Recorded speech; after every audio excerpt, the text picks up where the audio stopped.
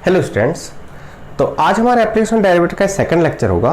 ठीक है, जिसमें आज हम बात करने वाले हैं एप्लीकेशन डेरिवेटिव इन मैकेनिक्स।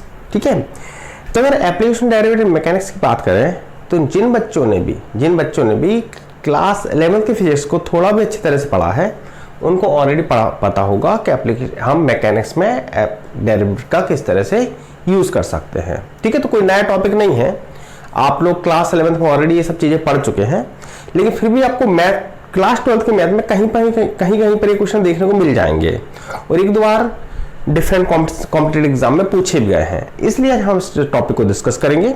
ठीक है, एक छोटा सा लेक्चर होगा हमारा, ज़्यादा हम क्वेश्चन डिस्कस करेंगे, 5-6 क्वेश्चन डिस्कस करेंगे इस टॉपिक की, क्योंकि ऑलरेडी बच्चों को ये चीज़ पता होती है। ठीक है, फिजिक्स में ऑलरेडी पढ़कर आते हैं, तो हम इस टॉपिक को बहुत ज़्यादा डिटेल में नहीं जाने वाले हैं। ठीक है, अब देखिए बात करते हैं एप्लीकेशन डेरिवेटिव के मैकेनिक्स में हम कहाँ पर यूज़ करते हैं। तो हमें जो पढ़ना है, देखो फिजिक्स में तो इसका बहुत ज़्यादा एप्लीकेशन है। अगर मैकेनिक्स में बात करें तो आप कई जगह हम इसको अप्लाई करते हैं फिजिक्स में, लेकिन अभी जो हम मैथ में पढ़ने वाले हैं वो हम पढ़ेंगे केवल रेक्टिलिनियर मोशन के लिए, कि हम रेक्टिलिनियर मोशन में कहाँ पर डिफरेंशिएशन का यूज करते हैं। ठीक है, तो देखो कैसे समझ सकते हैं, जैसे मान लो एस से हम डिस्प्लेसमेंट को दिखाएं। ठीक है, तो ds अपॉन dt मतलब differentiation of F S with respect to T है ना। अगर हम s को with respect to T differentiate कर दें तो हमको क्या मिल जाएगी, वेलोसिटी मिल जाएगी। यानी ds अपॉन dt हमें क्या बताएगा, अगर s यहां पर क्या है, डिस्प्लेसमेंट है।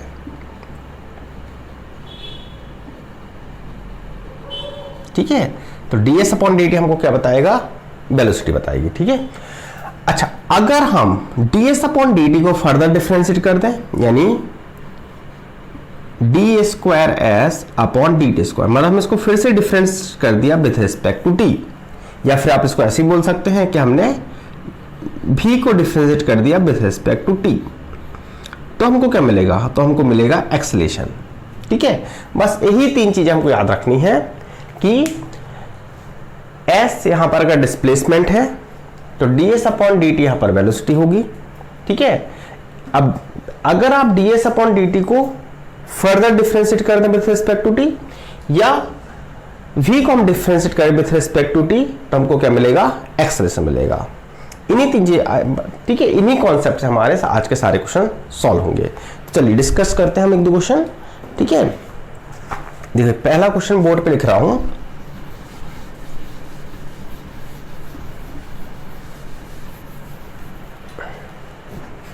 जैसे इसमें हमको दिया है question number 1, the distance S metre, the distance S meters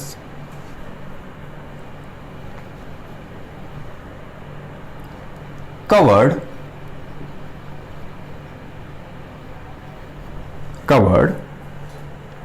by a body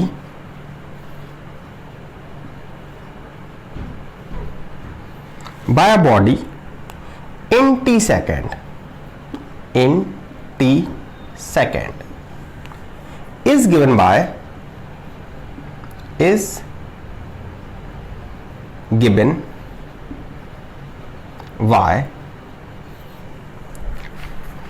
s equal to 3t square minus 8t plus 5।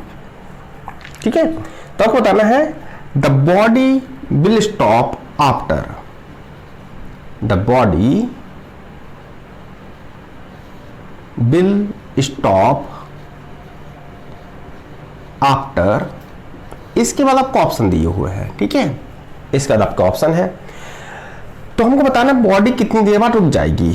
आपको क्या दे रखा है, आपको डिस्प्लेसमेंट का इक्वेशन दे रखा है। ठीक है, डिस्प्लेसमेंट इक्वल टू क्या है, 3t square minus 8t plus 5। अच्छा, जब बॉडी रुकेगी, हमें पता है जब बॉडी रुकेगी तो उसकी वेलोसिटी क्या हो जाएगी, जीरो हो जाएगी। अगर बॉडी रुक जाएगी तो उसकी वेलोसिटी क्या होगी, जीरो होगी। तो आपको कुछ नहीं करना है, इसकी वेलोसिटी निकालना है पहले और उसको इक्वल टू जीरो पुट कर देना है। तो वेलोसिटी कैसे निकालते हैं, ds अपॉन dt। क्या मिलेगा 3t² यानी 60, ठीक है। 3t² का डेरिवेटिव क्या होगा 60 माइनस 8 यानी 60 माइनस 8 इक्वल टू क्या हो जाना चाहिए 0, या t इक्वल टू क्या हो जाना चाहिए, या 60 इक्वल टू क्या होना चाहिए 8, या t इक्वल टू क्या होना चाहिए, ठीक है। t इक्वल टू क्या हो जाएगा 4/3, ये हमारा आंसर हो जाएगा 4/3। 4/3 क्या 4/3 सेकेंड, ठीक है। तो ये हमारा आंसर हो गया। चलिए नेक्स्ट क्वेश्चन डिस्कस करते हैं। तो देखिए ऑन बोर्ड पर रेक्टेंगुलर मोशन के 3 क्वेश्चन लिखे हुए हैं। तो फर्स्ट क्वेश्चन से बोला जा रहा है a point moves in a straight line during the time t equal to 0 to t equal to 3 second according to the law s equal to 15t minus t², ठीक है। तो s यहां मतलब क्या है डिस्प्लेसमेंट से। Find average velocity during this interval, तो हमें इसमें एवरेज वेलोसिटी निकालना है, ठीक है। अब पहले तो आप वेलोसिटी निकाल लीजिए। तो वेलोसिटी के लिए क्या करेंगे आप, v निकालने के लिए क्या करेंगे ds/dt, ठीक है। तो ds/dt हमको क्या मिलेगा 15 माइनस 2t, ठीक है 15 माइनस 2t। अब अगर हम बात करें वेलोसिटी की एट t इक्वल टू 0 और t इक्वल टू 3 सेकेंड पर, तो आपको क्या करना है t इक्वल टू 0 सेकेंड, ठीक है। क्या करेंगे v के मतलब t की जगह यहां पर क्या कीजिए, t की जगह आप 0 सेकेंड पुट कर दीजिए। तो आपको यहाँ पर क्या मिलेगा 15 मीटर पर सेकेंड, मतलब मीटर हमें दिया तो है नहीं, इसकी यूनिट क्या है मान लेते हैं मीटर पर, जो भी है मीटर पर सेकेंड मान लेते हैं, ठीक है। तो आपको इस केस में वेलोसिटी क्या मिली 15 मीटर पर सेकेंड मिली, ठीक है। और अगर हम बात करें 3 सेकेंड पर, तो आपको 3 सेकेंड पर तो ऐसे आप क्या पुट कर दीजिए 3 पुट कर दीजिए। तो 15 माइनस 2 इंटू 3 यानी मिलेगा आपको 9 मीटर पर सेकेंड, या 9 यूनिट्स पर सेकेंड लिख सकते हो, जो भी है मीटर किलोमीटर जो भी आपको जिसमें भी दी गई हो, ठीक है। अब आपको बोला है एवरेज वेलोसिटी क्या होगी। तो अगर मैं यहाँ एक्सेलरेशन को देखूं, है ना, यानी हम वेलोसिटी डिफरेंस कर देंगे विथ रिस्पेक्ट टू टी, ठीक है। तो यहाँ एक्सेलरेशन हमें मिलेगा 15 का 0 होगा और 2t का -2 होगा, है ना, यानी हमें एक्सेलरेशन मिला -2। यहाँ पर एक कांस्टेंट वैल्यू मिली एक्सेलरेशन की हमको, है ना, मतलब नेगेटिव है, इसका मतलब रिटार्डेशन है, लेकिन इसकी वैल्यू कांस्टेंट है, यानी जो वेलोसिटी बढ़ रही है वो यूनिफॉर्म रेट से बढ़ रही है ना। हर एक सेकंड में कितना बढ़ती है, बढ़ नहीं रही, सॉरी कम हो रही है, क्योंकि माइनस में है। तो हर एक सेकंड में कितना कम हो रही है 2 मीटर पर सेकंड के रेट से कम हो रही है। देखिए अगर ऐसा क्वेश्चन आता है, मतलब अगर आपका एक्सेलरेशन यूनिफॉर्म है, तो इस केस में हम एवरेज वेलोसिटी कैसे निकाल सकते हैं। तो एवरेज वेलोसिटी का इस केस में फॉर्मूला होता है final velocity plus initial velocity divide by 2। तो अगर इसको सॉल्व करेंगे तो हमको मिलेगा 24/2 यानी कि 12 मीटर पर सेकेंड हमारा आंसर हो जाएगा, ठीक है। ये हमारा आंसर है। देखिए नेक्स्ट क्वेश्चन जो दिया हमको उसमें दे रखा है a particle moves in a straight line so that its velocity is given by v² equal to a plus px where a and b equal to 0, ठीक है, सॉरी a और a and b not equal to 0 are constant, मतलब a और b यहाँ constant है लेकिन 0 नहीं है। अच्छा इसमें x और x के बारे में बताया, लिखना भूल गया शायद मैं, यहाँ a x डिस्प्लेसमेंट को शो कर रहा है लॉन्ग x एक्सिस, ठीक है। आपसे बोला है मूविंग इन स्ट्रेट लाइन, तो जिस स्ट्रेट लाइन मूव कर रहा है वहां पर डिस्प्लेसमेंट को यहाँ x शो कर रहा है। x यहाँ पर एक वेरिएबल है, ठीक है, जो टाइम के साथ साथ चेंज होगा, ठीक है। अब देखो क्या करेंगे, तो आपसे इसमें पूछा गया है द एक्सेलरेशन इज, ऑप्शन दे रखे हैं कांस्टेंट चेंजिंग विद टाइम, तो ऐसे सी और डी 2 और ऑप्शन दे रखे हैं, लेकिन आंसर इसका कांस्टेंट है। अब इसको सॉल्व कैसे करेंगे देखो, तो क्वेश्चन सॉल्यूशन नंबर क्या हो जाएगा, सॉल्यूशन नंबर 3। आपको क्या करना है, पहले तो आपको निकालना है एक्सेलरेशन। तो एक्सेलरेशन निकालना है तो क्या करेंगे, सबसे पहले हम इसको डिफरेंशिएट करेंगे विद रिस्पेक्ट टू टी। तो आपको क्या मिलेगा v² का डेरिवेटिव क्या होगा 2v, और साथ में क्या मिलेगा dv/dt में आएगा। a का क्या हो जाएगा 0 क्योंकि a कांस्टेंट है, b कांस्टेंट है बाहर आ जाएगा, x का क्या होगा dx/dt। अब dx/dt क्या है, x यहाँ किसको शो कर रहा है, x यहाँ डिस्प्लेसमेंट शो कर रहा है, तो डिस्प्लेसमेंट का derivative with respect to T क्या शो करेगा हमें, वेलोसिटी। तो हम इसको ऐसे लिख सकते हैं 2v dv अपॉन dt को आप चाहो तो एक्सेलरेशन लिख सकते हो, ठीक है। ए ना लिख के मैं, क्योंकि ये यहाँ ऑलरेडी दे रखा था, तो एक्सेलरेशन को हम किसी, चलो ए डैश से दिखा देते हैं, ठीक है, जिससे कंफ्यूजन ना हो।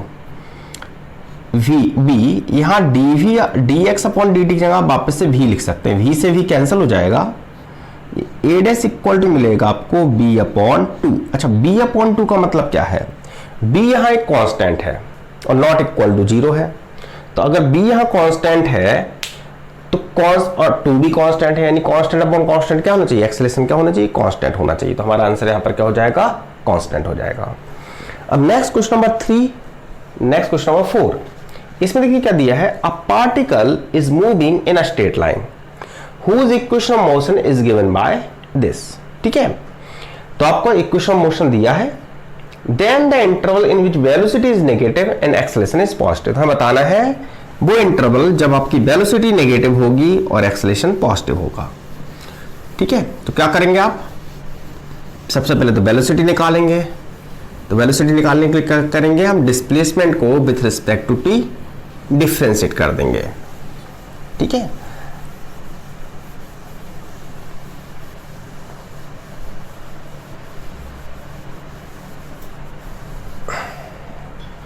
ठीक है, तो आपको s इक्वल टू दे रखा है T Q minus 60 square minus 15t, ठीक है।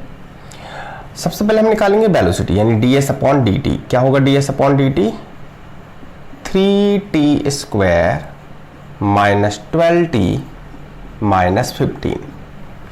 अब आपको बोला गया वेलोसिटी क्या होनी चाहिए, नेगेटिव होनी चाहिए, यानी ए वैल्यू जो होनी चाहिए वो क्या होनी चाहिए, नेगेटिव होनी चाहिए। तो इसको मैं लेस देन 0 पुट कर देता हूँ, 3 से डिवाइड कर सकते हैं ना। अब हम इसको बस देखेंगे, हमें देखना है कहाँ पर ये नेगेटिव होगा। तो इसको हम 3 से डिवाइड कर देता हूँ, क्या मिलेगा हमको, T square minus 4t minus 5 less than 0, ठीक है। T square minus 4t minus 5 equal less than 0। इसको फैक्टराइज करेंगे तो क्या मिलेगा मुझे, मिडिल टर्म स्प्लिटिंग से फैक्टराइज कर सकते हैं इसको, T square minus 5t plus t minus 5 less than 0। या इसको हम फैक्टराइज करेंगे तो हमको मिलेगा t minus 5 into T plus 1, ठीक है। इसको फैक्टराइज कर लिया मैंने। अब अगर हम देखें तो यहां पर कहां पर ये नेगेटिव होगा, कहां पर ये पॉजिटिव होगा, तो इसकी जो हम यहां पर करेंगे ड्रॉप बेबी कर्व है ना, बेबी कर्व ऑलरेडी हम डिस्कस कर चुके हैं। तो यहां पर ये तो t इक्वल टू -1 हो गया, t इक्वल टू 5 हो गया, ठीक है। आपको बेबी कर्व कैसे ड्रॉ करना है, नंबर लाइन पे इन दोनों पॉइंट को मार्क करना है, जो आपके क्रिटिकल पॉइंट है। क्रिटिकल पॉइंट यानी जहां पर आपका ये कहना चाहिए जो एक्सप्रेशन है 0 हो रहा है। तो 0 कहां पर हो रहा है, -1 पर और 5 पर। तो हमने -1 और 5 पुट कर दिया। फिर आपको ग्रेटेस्ट क्रिटिकल पॉइंट से कर्व ड्रॉ करना है, जहां क्रिटिकल पॉइंट ये मीट करेगा, डायरेक्शन को चेंज करेगा, फिर जहां क्रिटिकल पॉइंट है वापस मीट करेगा, फिर डायरेक्शन को चेंज करेगा, ठीक है। तो जहां पर नीचे है, मतलब नंबर लाइन के नीचे है आपका कर्व, वहां पर वैल्यू नेगेटिव होगी और जहां पर ऊपर है पॉजिटिव होगी, है ना। तो अगर नेगेटिव की बात की जाए तो वेलोसिटी नेगेटिव कहां पर होगी, -1 से लेके 5 तक। लेकिन हमें पता है टाइम कभी नेगेटिव तो हो नहीं सकता, तो हम बोल सकते हैं 0 से लेके 5 सेकंड तक वेलोसिटी आपकी कैसी होगी, नेगेटिव होगी। तो इस इंटरवल में वेलोसिटी नेगेटिव होगी। अब हमको देखना है एक्सेलरेशन कहां पर पॉजिटिव होगा, तो हम इसको फिर से डिफरेंशिएट करेंगे। तो अब इसको ए क्या है, दिस इक्वल टू v के इक्वल है, यानी हम v को हम डिफरेंशिएट करेंगे तो dv अपॉन dt। तो dv अपॉन dt हमको मिलेगा 6t माइनस 12, यानी अब इसको चाहिए है पॉजिटिव, है ना। ये आपका एक्सेलरेशन हो गया, तो इसको हमें पॉजिटिव बनाना है, यानी 6t माइनस 12 ग्रेटर देन 0 होना चाहिए। या ऐसा बोल सकते हैं कि t ग्रेटर देन 2 होना चाहिए, ठीक है। 12 को उधर ले गए, 6 से डिवाइड कर दिया तो हमारा, ठीक है। तो t ग्रेटर देन 0 के लिए a पॉजिटिव होगा और 0 से 5 सेकंड के लिए v आपका नेगेटिव होगा। तो अगर हम दोनों का मैं इंटरसेक्शन लूं तो हमारा आंसर क्या होना चाहिए, हमारा आंसर होनी चाहिए t की वैल्यू 2 से बड़ी होनी चाहिए लेकिन 5 से छोटी होनी चाहिए। ये हमारा आंसर हो गया। ठीक है, तो आज के इस लेक्चर में यहीं तक डिस्कस करूंगा। ठीक है, क्योंकि एक वैसे देखा जाए तो टॉपिक हमारे मैथ्स का नहीं है। ठीक है, इस तरह क्वेश्चन आप फिजिक्स में पढ़ते हैं और फिजिक्स में आपको बहुत सारी वैरायटी मिल जाएगी इस तरह क्वेश्चंस की। ठीक है, तो आज के लेक्चर में इतनी पढ़ेंगे। अब नेक्स्ट लेक्चर में डिस्कस करेंगे टेंजेंट एंड नॉर्मल के बारे में।